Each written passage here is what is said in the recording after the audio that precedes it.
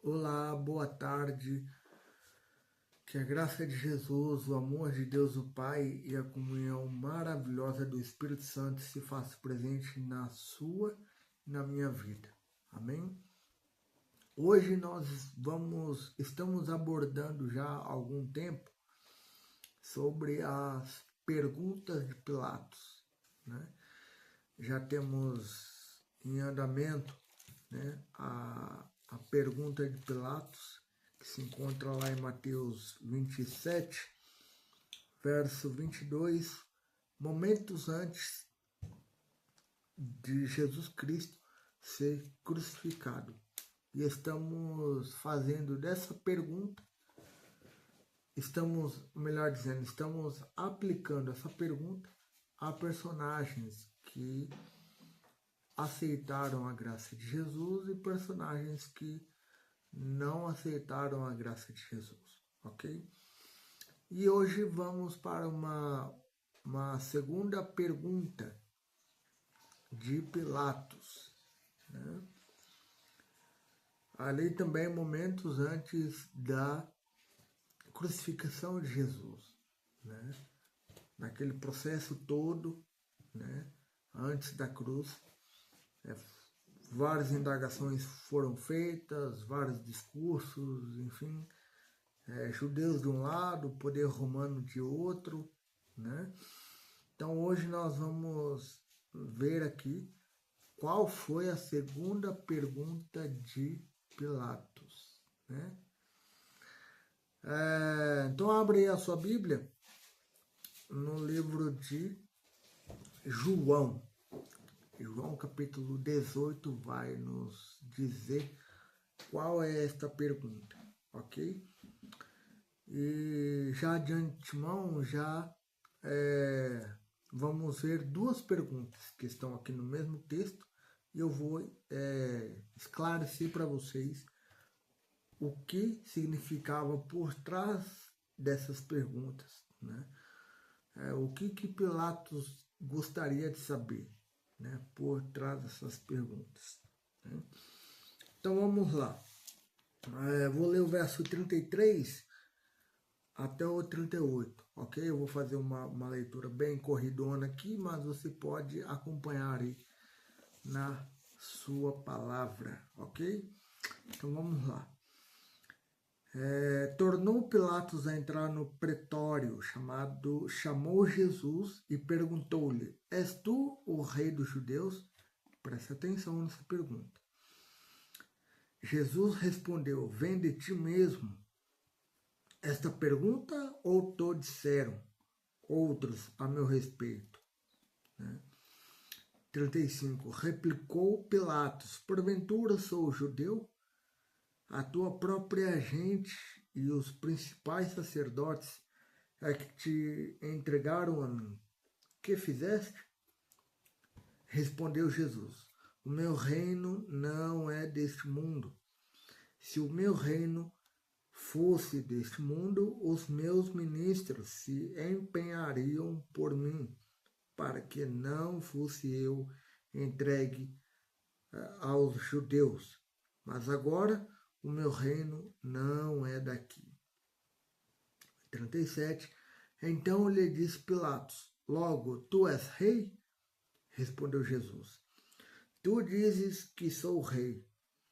Eu para isso nasci e para isso vim ao mundo, a fim de dar testemunho da verdade. Todo aquele que é da verdade ouve a minha voz. E para finalizar aqui, perguntou-lhe Pilatos: que é a verdade? Então temos ao longo desse texto pelo menos duas perguntas devem saltar aos seus olhos, né? Quando saltaram a mim também anteriormente, né? Aqui a primeira pergunta é com a relação de Jesus ser rei, no verso 33, né? Na última parte do verso. És tu o rei dos judeus? Olha só, com essa pergunta, Pilatos, no mínimo, gostaria de saber pelo menos 3 coisas. A primeira delas era uma questão política. Obviamente, Pilatos, como político, ele gostaria de saber qual era a identidade real de Jesus. Se pertencia a algum panteão, alguma coisa assim, que tipo de rei, reinado que ele era, né? Que ele fazia parte, que ele pertencia. Né? Visto que em Roma, naquela ocasião, naquela altura da vida de Pilatos, quem dominava Roma era César. Né? E ele gostaria de saber, então, se tinha alguma coisa, alguma situação, alguma parte da família de César, ou alguma coisa assim do tipo, né, para ser... porque, a priori, os judeus estavam condenando Jesus por esse mesmo discurso. Né? Jesus já tinha dito que ele era rei, né? Em João capítulo 6, a turma, né, não propriamente os discípulos, né,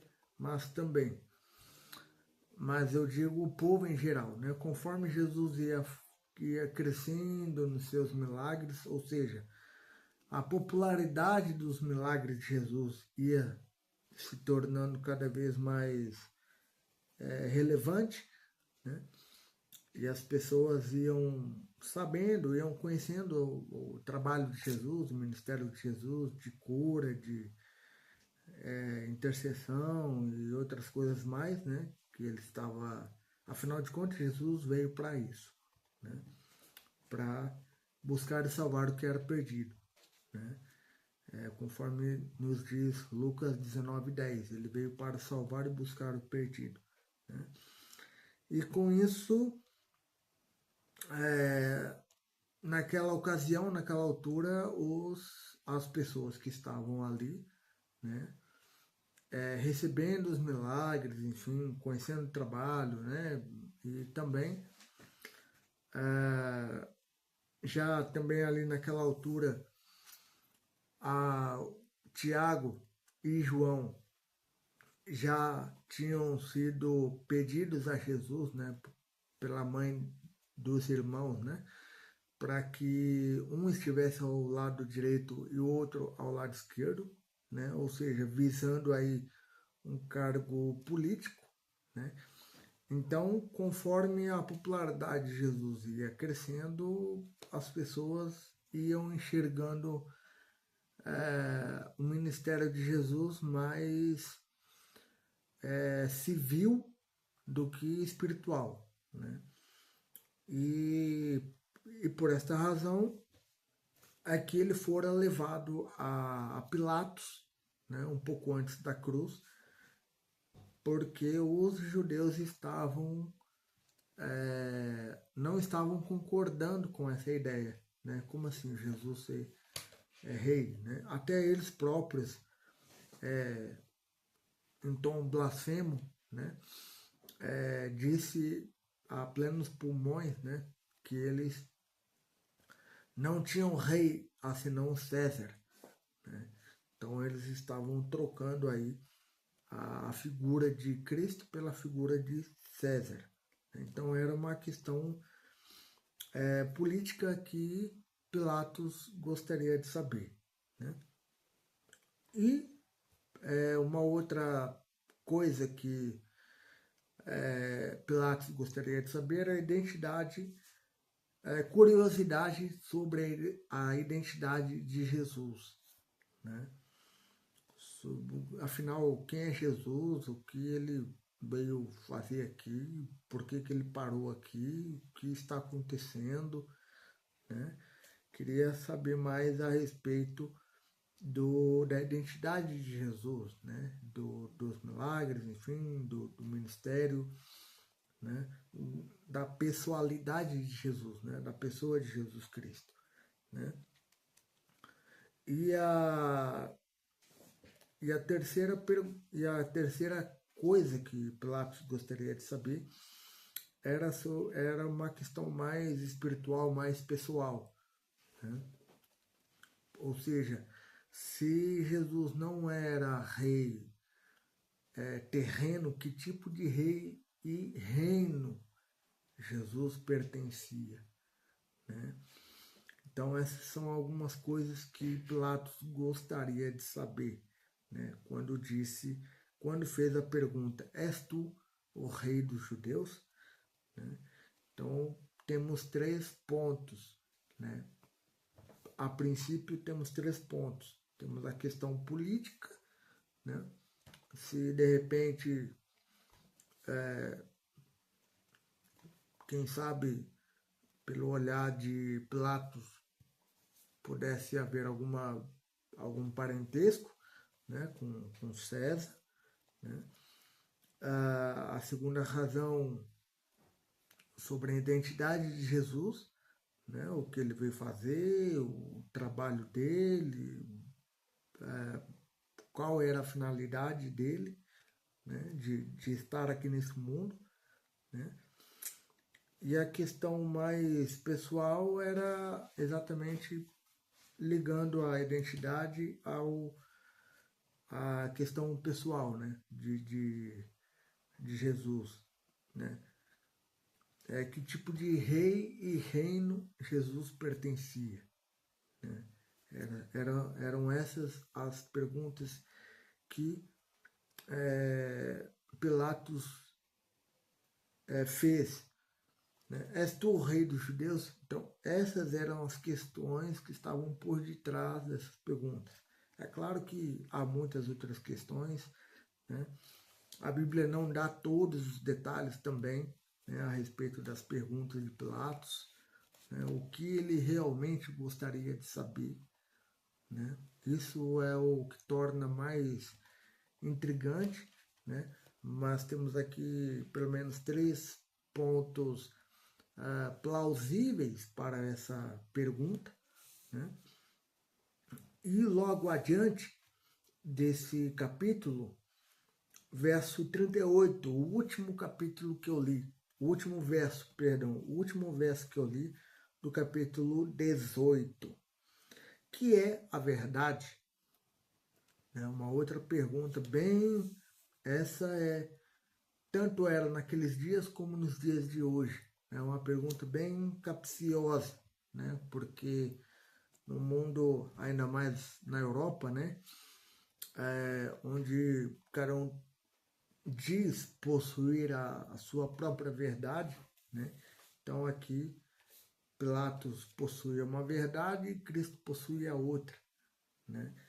E aí então Pilatos ele fez essa pergunta: que é a verdade? Né? Ainda mais que naqueles dias, né, em que Roma e Grécia estavam entrelaçados, né, se não fisicamente, mas nas ideias, na filosofia, né, na filosofia grega, romana, né, com Aristóteles, Platão, né, com as filosofias desses homens, né, e para os habitantes daquela época, né, a filosofia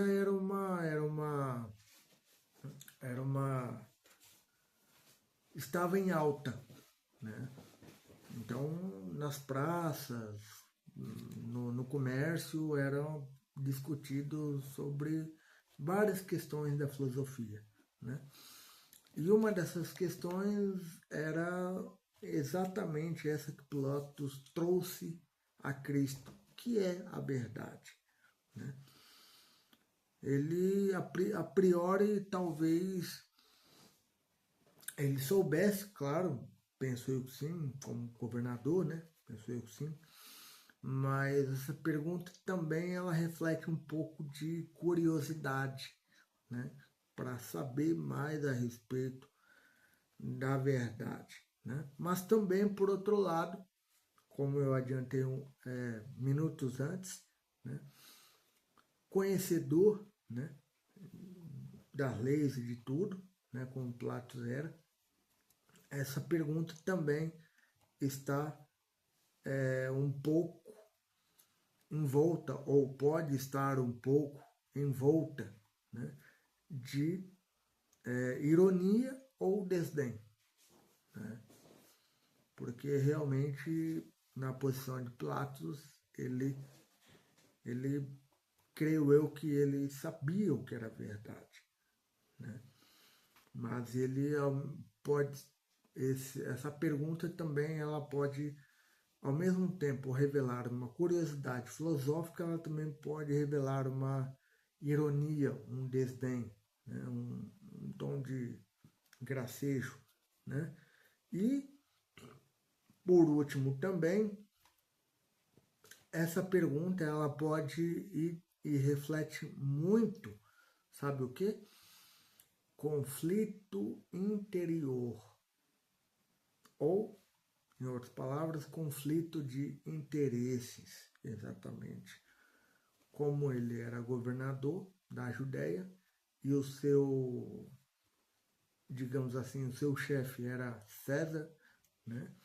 Então, para não ficar mal diante dos judeus, a qual na região em que ele estava, ele era o governador, né? Para não ficar em maus lençóis, vamos colocar assim no português para a gente entender, né? Para não ficar ruim para a imagem dele, né?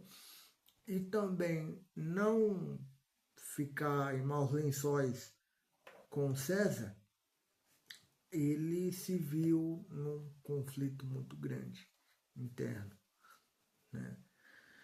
Porque ao analisar a vida de Jesus, né, entre Herodes e Pilatos, né, se não me engano, Jesus foi a Herodes e a Pilatos 2 vezes. E nessa ida e vinda, muita coisa passou pela mente de Pilatos e ele realmente não queria condenar Jesus. Esse é um ponto que se deve frisar, que se deve sublinhar. Ele não queria realmente condenar Jesus. Mas a gota d'água não só foi quando Pilatos lavou as mãos, mas também um pouco quando ele cedeu à pressão dos judeus, né? Que daí vem aquela pergunta que nós estamos trabalhando, né, na vida de vários personagens, né?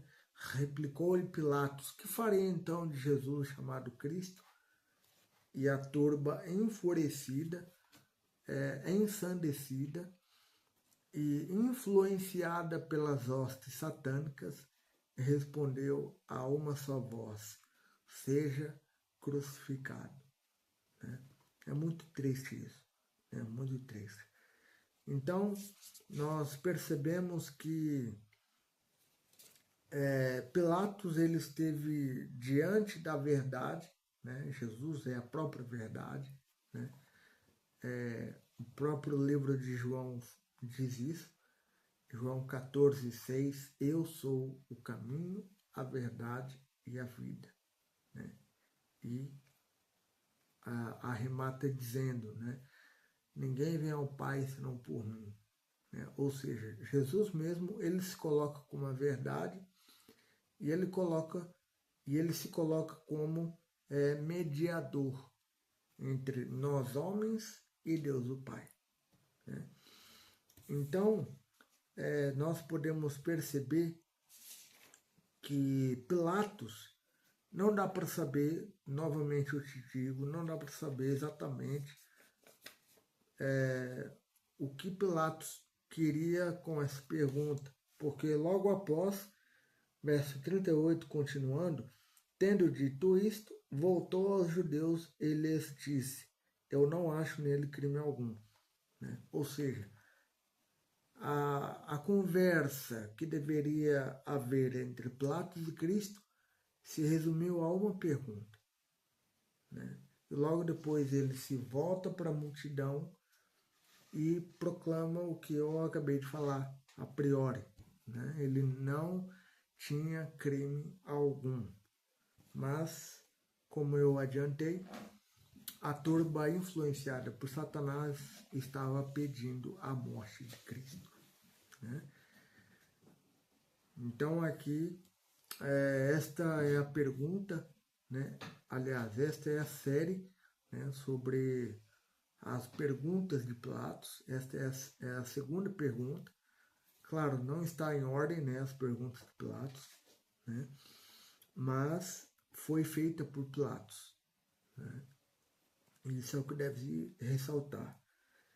E também o que deve se dizer é que Pilatos teve a oportunidade de ser salvo, né? Porque antes dessa pergunta, em Mateus 27, né, ele foi advertido pela mulher que não era para se envolver com esse caso, ou seja, ele poderia ter autonomia, exercer autonomia, porque a autonomia ele tinha, ele poderia exercer a autonomia para passar o caso para outra pessoa, né? Porque ele foi advertido pela mulher: não se envolva com este homem. Em resumo, esta é a declaração da mulher, né? Para quem quiser ver depois, tá? No capítulo 27 de Mateus, ok? Então ali percebemos já de antemão que Pilatos já estava advertido sobre a situação de Jesus, né? E nós? Será que a Bíblia está à nossa disposição 24 horas por dia, 7 dias na semana, 365 dias no ano? Será que você tem descoberto a verdade? Será que você procura se interessar pela verdade? Ou você é simplesmente mais um na multidão? Jesus está disposto a te ensinar a verdade. Ele próprio se colocou como duas coisas: eu sou o caminho, a verdade e a vida. E a outra coisa que ele se colocou é: ninguém vem ao Pai senão por ele. Então, sendo assim, ele deseja ardentemente do fundo do coração dele e também de mim, né? De todos os pastores, enfim, de todos os meus amigos adventistas, né? Que cada pessoa seja salva, né? A maior parte ele já fez na cruz do Calvário e ele espera a nossa resposta, né? A nossa entrega, a nossa disposição, a nossa vida, a nossa contribuição, né? Para que de fato a verdade que ele tem seja vivida em nossa vida, né? Porque muito mais do que uma curiosidade filosófica, a verdade é uma realidade, né? Muito mais do que um conceito abstrato, ela é um conceito prático. Vivemos a verdade todos os dias, né? Dia após dia, manhã após manhã, tarde após tarde, né?